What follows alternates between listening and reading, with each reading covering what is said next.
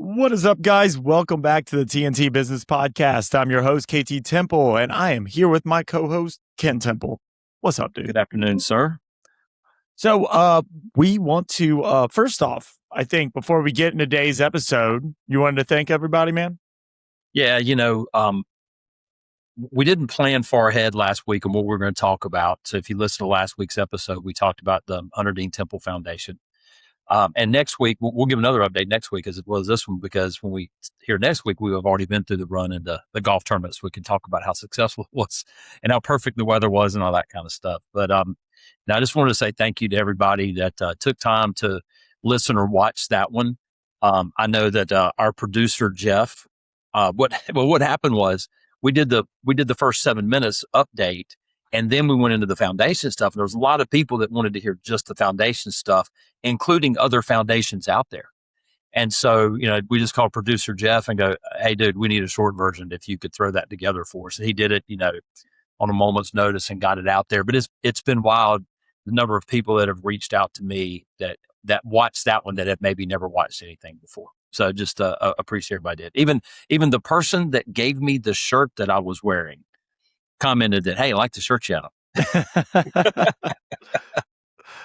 Yeah, it's almost like we should do more video.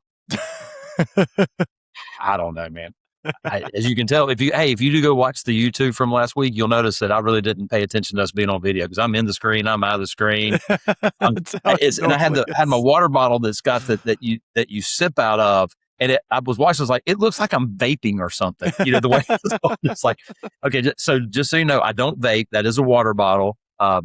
Anyway, thank you to everybody, and just to all our listeners. Yeah, thank you, guys. I don't know that you updated that. I think and maybe Jeff is doing this. That's like putting out some shorts of what we're doing. Mm-hmm. And man, in the first month, how many views did we have on those shorts? 60,000 something views. It was, yeah. It's just crazy. You crazy. Realize what you haven't been doing once you get some people in your life. They're like, why are y'all doing all this work and then not promoting it? And so it's good to find people around you that can help you figure that out. Before I thank the sponsor, what's our other update? So the other update is KT and I want to continue to provide value, but we want to be consistent in what we're doing. And the problem has been, for whatever reason, we taped on Monday and released on Wednesday. And just, man, I'm not going to say the word uncertainty, but there's so much of that in the world right now that things would change between Monday and Wednesday. So what we're going to start doing, we're going to keep on Monday evenings. It's Monday evening now. We'll put the episode together. And when you wake up on Tuesday morning, it's already going to be released. It's going to come out about 5 a.m. on Tuesday mornings is when it will go out to the world, because we want you guys to have the most up-to-date information. So that's going to be our new schedule. If you're used to hearing us on Wednesday, then you're a day late this week. But next week, you'll be on time. So awesome. All right. So before we get into today's episode, we do always want to thank our sponsor, the Temple Team. Whether you're looking to buy, sell, or invest in real estate, you can find us at thetempleteam.com. We are located in the Mooresville, Charlotte area.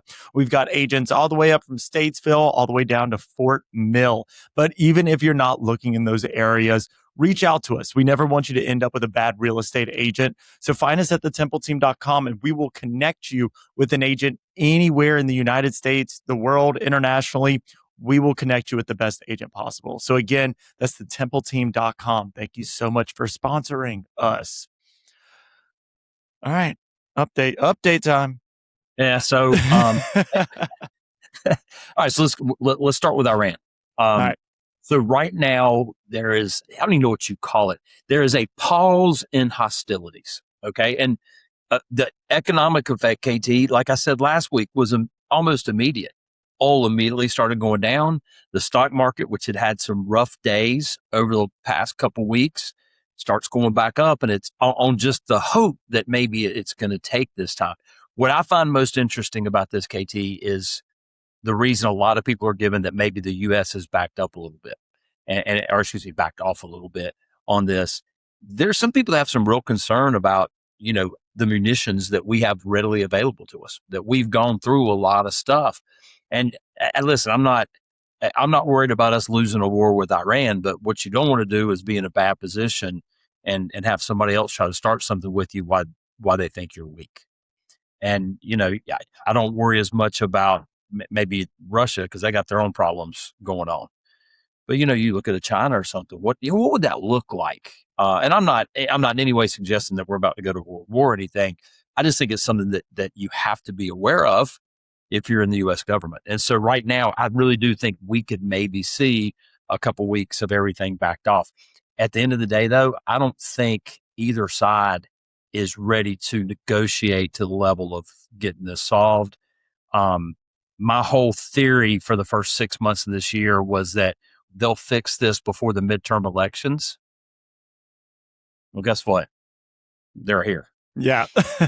It's I don't think they're going to make that. Well, KT, but here's the thing. Guess what?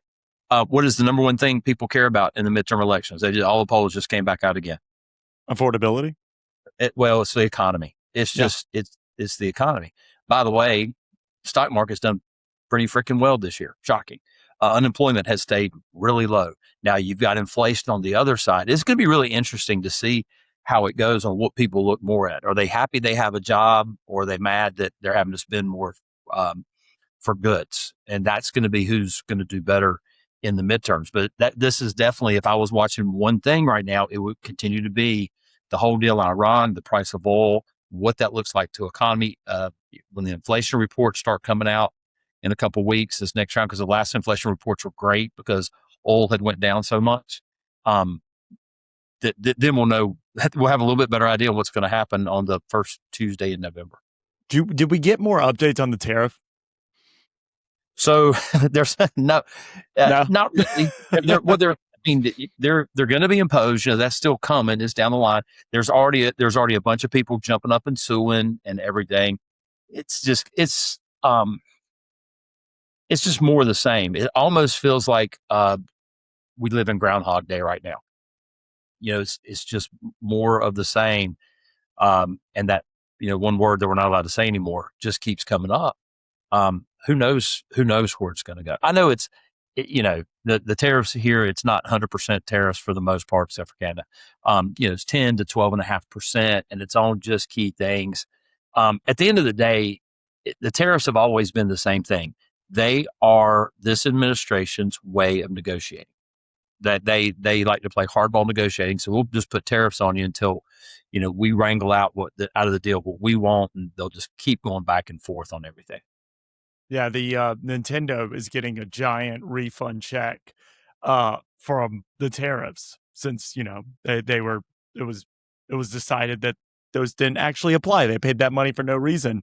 So everyone's like, "Ooh, I'm going to get a check back from Nintendo," and Nintendo's going, "No, and we're going to keep our prices raised." So it gave a lot of companies a good excuse to raise their prices and providing no additional value, and then just getting to blame it on external forces. Yeah. And then we'll see whoever does get the money back from the tariffs, if and when they do. If that, that's still, there's still, attorneys are going to make a lot of money. Yeah. During this administration, I'll put it like that, because they keep them busy, and the poor Supreme Court is having to work overtime, just to hear things that revolve around that. So. Cool, man. There you go. What other updates you have before I get to nerd segment? No, well, the other update is the Fed. So the Fed is meeting this week. The announcement is going to be made Wednesday at 2 p.m. Eastern time. I think the vast majority of people think that rates will be held right where they are. They won't change. I think this will make it the fifth meeting in a row that that they have not changed the Fed rate. If they do change it, it would go up a quarter point. Would be the most likely thing to happen if they decide to change it. But I just don't think the RKT, everything points to let's hold steady. But the thing is, the next meeting after this one is in September. And that has been the prediction all along for when the Fed will raise a quarter point. And I think the way with oil prices going back up and the price of gas going back up, which is going to drive food costs to go up as well as energy costs, I don't think the inflation report's going to come in great. So I wouldn't be surprised. If I had to predict, I'd predict hold steady this time, raise a quarter point in September. So if you were going to need a loan this year, you would do it now rather than later, or? KT, when we look at I mean, the Because biggest isn't thing that the main thing it would affect for like if you needed it's the access to cost of money. funds? Yeah. It's the cost of money. Yeah. But then I know the one thing that we look at the most is going to be mortgage rates. And that's just because we're in real estate. But the Fed rate affects all cost of money. But I'm going to tell you, it's just weird. No matter what the Fed has done this year, man, we have really hung around that 6.5 mark, 6.55, 6.45. And all the predictions I'm seeing are saying we're probably going to hold there for the rest of this year. Even if the Fed goes up a little bit, it's going to stay in that mid 6 range. Now, the bad news is now is all the predictions I'm seeing is you're probably going to be above 6.25 even throughout 2027, the way it's looking. That whole, 5.9 that we were talking about last December and January that we were heading toward, not anytime close. If you are in the housing industry, I think now the prediction from most people is we already know that this is going to be year 4 of a flat down market. I mean, we're down 4 years in a row and just crazy how flat it's been. 27 could look a lot like that as we go, just as rates kind of say, 27. And we could be into 28 before we start seeing things going back up. But hey, you survived the last 4 years, you'll survive this one too. Keep doing what you're doing at a higher level, get more market share, and you'll come out of it on the backside in a winning position. All right. So now, so there's my updates more on the Fed. Next week, KT is going to get nerdy on me. Okay, KT, here's what I'll ask you. How is it that people can sue AI for giving them bad information? Of course it's bad information. How did you not? It's like the woman that sued McDonald's because her coffee was hot. Well, you ordered coffee, fool. Dude, there's a bunch of different ways you can go about it. This was early on into AI's development, but you get the chatbots, right? That's how most people know how to operate it. And companies saw this as a quick way to divert spending money on a human to do your customer service. Instead, just get an AI chatbot and load up all the best information. But the problem is you can break an AI bot pretty quickly. And so this airline company had an AI chatbot there representing the company. And the guy goes, "You're going to give me free flights." And it said, "No." It said, "Yeah, you are." And he goes, "Okay." And so now the AI has now promised this guy free flights. And they determined you allowed this AI chatbot to represent your company. Therefore, you're on the hook for what your company has decided. Now, I don't know about suing AI for bad information unless it's being sold as that product. So I doubt that they're suing ChatGPT or Claude or something like that. They're probably suing a company using AI that has said this, whatever it says is correct. There is a guy in Florida that is suing one of them because it gave him bad medical information. And when he went to the doctor said, "Well, it told you wrong." Yeah. Now here's my thought on that, KT. So today when I was doing my research and I said, "Hey, what's the best day to release a podcast?" I will trust it on that. Okay, it told me what it's coming. That's why it's coming out at 5 a.m. on Tuesdays. That's what I'm going to go with. Okay. Showing AI a picture and going, "Does this look infected?" Not on my list of things to do. I'm going to go see a doctor for my medical advice. I mean, there's some things that I'm be okay that I'm going to trust it. And if it's wrong, it's not that big a deal. My health is not one of them. I'll just go ahead and tell you. My finances for the future, not one of them. I mean, there's certain things that I just need to be in control of. We live in a litigious society and I hate it. It's like anything else. You still need the professional to use these tools to then give you correct information. But you could have an MRI machine. I can give you an MRI machine, Dad, but that in your hands does nothing to help me because you're not a doctor. And yes, that's right. That the tool is the same. You can have AI information, but if it's not used by that professional, it's not going to be good. And a lot of people are skipping out on the professionals and thinking AI can solve this. Us in real estate, we've seen this for forever from for sale by owners. We know that for sale by owners, on average, make a lot less money than if they had just used a real estate agent. We know that. And it's because they think they can do it themselves. And that is the same for anything. Everyone's going to try to bypass. At the other thing, I don't blame him. The healthcare in America sucks. So you're going to find people trying to do anything they can to not have to go to the doctor because they can't afford it.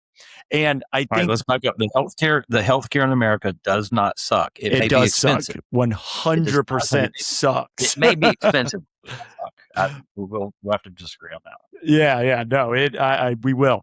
But yeah, they're going to look for a different way to go about it. And you're going to see that in and as cost of living increases, you're going to see more and more people take the short road rather than the correct one. And more lawsuits like that are going to happen.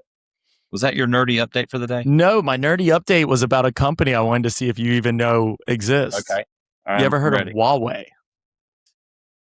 Huawei. Is that the convenience store? No, that's Wawa. Oh, Wawa. Okay. Well, then, no, I have not heard of Huawei. So Huawei is the biggest. They're in cell phones, cars, smartwatches in China. So when you think Microsoft, think Apple, the Chinese version of that is Huawei. And the reason you don't know that is because in 2019, the U.S. government said it is a safety issue of people having access to Chinese phones. Now, those phones were built off Microsoft technology. But China realized very quickly that if we keep using Microsoft, America can just shut us down at any point. And so for the past, almost 10 years, they've been building their own software because we cut them off in 2019.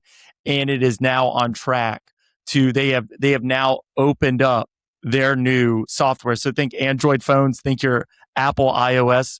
China now has theirs and they're opening it up to the world. And it is becoming the biggest competitor to Microsoft in a really long time because it's never going to be Apple. Apple's iOS is not that popular if you go outside of America. Like America is the one place that uses Apple products. No one else really does. Right. But Microsoft is the one. And now for the first time on a global level, you have a competitor to Microsoft. So it is very exciting because Microsoft products have sucked for a really long time. So it's good that Microsoft now has a reason to be better. So hopefully that makes them better. But I'm excited to see what this Huawei technology looks like. I believe it's called Harmony that is coming out. But this affects everything and everything you use. This will have an effect on, whether it be the way you interact with your computers or your phones, the companies you use. Now that they have another option, will they go to that option? What that will change? So I'm going to start a list, and it's going to be a list of all the people that will never sponsor our podcast. We added two today: the American Medical Association and Microsoft. I don't want their money. There's two more people that will never sponsor us. The Temple team apparently is still locked in for a little while as the key sponsor as KT continues to insult corporate America. I will for a long time. So, anything else? That was my big update. Look out for, a lot of Americans do not know about Huawei because they haven't been able to sell in just this one country. And their products are great. Their phones are great. And we don't have access to them. You can't even get one if you try it unless you go through alternative means. Right. And it's exciting to see what competition actually looks like when Microsoft has pretty much owned it for anything involving a computer. Microsoft has owned for the past 40 years. There you go. Yeah. All right. Last big announcement. We saved the big one for the end. So in an effort to be consistent and for this to be in your inbox when you wake up every Tuesday morning, KT and I have decided that we're going to have a substitute co-host so that if one of us can't be here, we won't be alone. And we are thrilled to announce that Joseph Klosik is going to be our substitute co-host whenever one of us can't be here. It was really cool that Lynn was like, yeah, I'll sign his name on that paper for you, the contract. Yes. Yeah. So thank you, Lynn, for signing Joseph's name for us. Yeah. The best part of this right now. So just imagine right now it's Tuesday morning and Joseph is in the gym and he's listening to this and he just found out that he's been announced because we didn't ask him. We're just announcing it. So there you go. So the next time that I'm out of town or KT's out of town, Joseph will be in the studio or in his studio with one of us. He's going to, Joseph, you have to learn how to use Riverside too. Yeah, Joseph, we need to set up a Zoom meeting. If you could schedule time with me, bro, we need to set you up on Riverside. You know the number. Producer Jeff will hook you up. Awesome, guys. Well, we want to thank Joseph, and we also want to thank the Temple team. You can find us at thetempleteam.com. Whether you're looking to buy, sell, or invest in real estate, find us at thetempleteam.com. We'll see you guys next week on Tuesdays. On Tuesdays, we got to record because we got that golf tournament coming up. So we got to figure out how we have to do that on Sunday next week. Yeah, we might have to figure out a in-person session to record next week now that we've messed ourselves up. So if you guys like this podcast, leave us a review, share us with somebody. We do this every single week. We love doing this. We thank you again for your support with everything we do with the charity. It's been awesome, guys. So we'll see you next week.